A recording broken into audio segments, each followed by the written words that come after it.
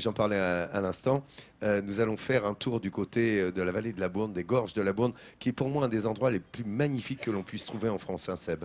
Et ce matin, nous allons découvrir qu'il y a deux Vercors. Un Vercors visible et un Vercors invisible. Le premier, c'est ce scénic railway routier sculpté dans les roches, ces gorges de la Bourne. Il a fallu plus de 11 ans pour creuser cette route qui est totalement spectaculaire, qui donne des paysages incroyables. C'est à cette époque, en 1872, quand on a ouvert la route, qu'a été découverte la grotte de Choranche, à Rancurel. Et le Vercors, du coup, est devenu à la spéléo ce que Chamonix est devenu à l'alpinisme, le Valhalla. Il est imposant, sauvage, austère même. Le Vercors est resté longtemps une terre inaccessible. Alors, pour désenclaver le massif, les hommes ont dû sculpter des routes à même la falaise. Parmi elles, la route des gorges de la Bourne, reliant Villard-de-Lans et Pont-en-Royans. Longue de 24 km, elle permet d'accéder à des villages reculés comme celui de Rancurel. C'est ici que Patrick a choisi de s'installer. Venu enfant dans le Vercors en colonie de vacances, il est tout de suite tombé amoureux de la région et pour lui, pas question de vivre ailleurs. Depuis mon enfance, j'ai toujours voulu habiter ici. Donc voilà, j'ai réalisé mon rêve maintenant. Et il vit ici depuis 7 ans. Moniteur de ski, il a aussi ouvert un gîte pour faire découvrir aux vacanciers ce lieu qu'il aime tant.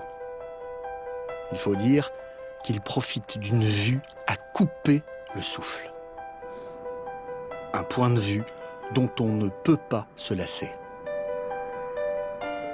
Mais ça m'apporte du calme, ça m'apporte de voir qu'on a une très très belle nature ici, et puis surtout simplement le plaisir d'être là. C'est quelque chose où les mots sont difficiles à mettre dessus, mais c'est un sentiment simplement de bien-être. La topographie du site évoque l'isolement. Pourtant, le caractère des habitants est à l'opposé, car ici, la solidarité est reine. Il suffit de se rendre dans une ferme voisine pour s'en rendre compte. Ça va, ouais. La jeune Lucie débute un élevage de chèvres. Ah ouais. Les biquettes à Lucie. Il lui manquait juste l'espace quand elle a rencontré Renaud, qui cherchait à vendre une partie de sa ferme.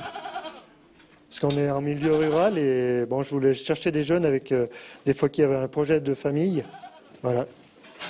Et puis ça s'est bien fait. Et ça tombait bien parce que j'étais à 3 mois d'accoucher, donc j'avais déjà un bon petit bidon. Et en fait, ça a tout de suite bien collé. Et aujourd'hui, Lucie peut profiter des conseils avisés de Renaud pour développer son projet d'élevage.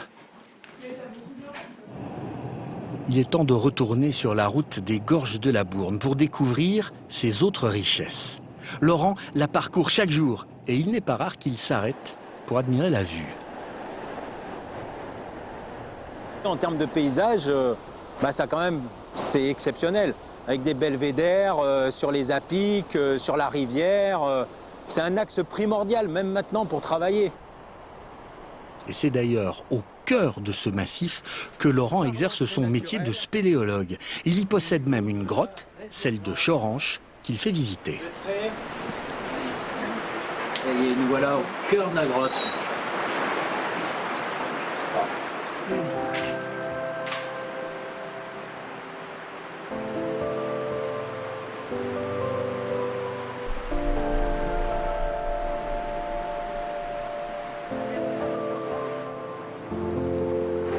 Incroyable, magnifique. Et l'eau claire, vraiment, On a envie de s'y baigner, hein. Cette cathédrale minérale ne laisse personne indifférent. La grotte a été découverte au XIXe siècle par des habitants de Choranche. Et des années plus tard, le père de Laurent et ses amis passionnés de spéléologie l'ont racheté. Et pour Laurent, le lieu est plus que familier. Moi, quand j'étais petit, je me rappelle, des 4, 5, 6 ans, je me rappelle venir me promener, passer des week-ends ici. Et puis, plus tard, je me suis mis à la spéléologie. Et donc, moi, c'est à la fois un attachement familial, à la fois un attachement du milieu, parce que j'aime ce milieu naturel.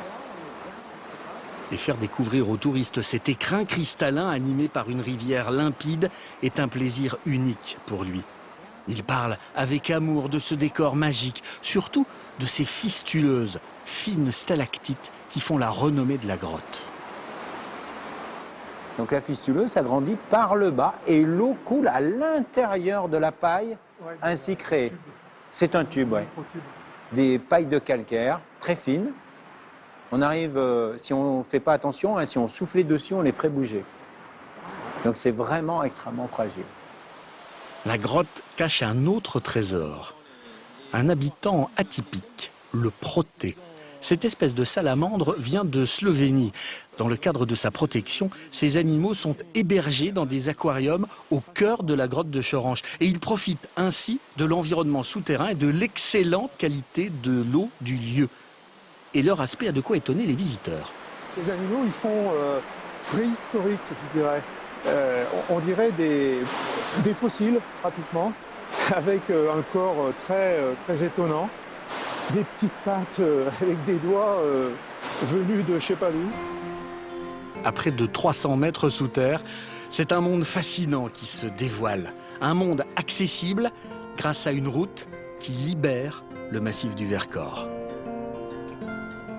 Exceptionnel, je disais. Là, je crois que vraiment vous l'avez vu hein, avec le manège, certes. Le manège est exceptionnel aussi, mais là, c'est un autre manège que cette grotte. Des gorges qui ont été creusées dans le calcaire par la mer, qui arrivait jusqu'ici il y a quelques centaines de milliers d'années, et puis des paysages totalement incroyables. Moi, quand je viens ici dans le Vercors, je raisonne en air uniquement. Regarder, randonner, respirer et revenir. Rêver aussi. Revenir à Choranche, par exemple, parce que c'est considéré largement à juste titre comme une des plus belles grottes de France, avec ces milliers de stalactites fistuleuses qui s'allongent de 3 à 4 cm par siècle, comme les plus longues font 3 mètres. Je vous laisse faire le calcul. Et à Choranche, on vous racontera cette histoire et nombre d'autres sur nos ancêtres de la préhistoire qui se baladaient dans le coin, sur les rivières souterraines qui naissent dans les tréfonds de cette grotte. Et Laurent Garnier, qui veille aux destinées de Choranche, sait de quoi il parle. Il est à lui seul un pourvoyeur important de touristes dans le Vercors. Il est à la fois acteur de la promotion du Vercors, mais aussi une cheville ouvrière essentielle à la protection de la grotte et de tout le Vercors. 100 000 visiteurs par an profitent de cette grotte, vont visiter Choranche, et ils ont bien raison. Et à ce titre, ça mérite largement, cher Laurent, un sourire de France que je suis ravi et honoré de vous remettre. Bravo. Je suis très très heureux. En effet, ma mission, c'est surtout de faire protéger, d'accueillir. Et dans un territoire comme le nôtre, comme le Vercors, vraiment, je suis très heureux. Merci de cette récompense qui sera affichée à la grotte. Merci à vous. Allez-y, allez visiter cette grotte. C'est un lieu unique, comme vous avez pu le constater à l'instant. Un lieu d'exception, des plus belles grottes de France. Venez quand vous viendrez dans le Vercors, comme le disait notre proté à nous, c'est-à-dire la préexistence de cet animal préhistorique qui est Jean-Sébastien Petit-Demange, qui connaît toute l'histoire. Espèce en voie de disparition. Voilà, le proté, on va te mettre dans l'aquarium.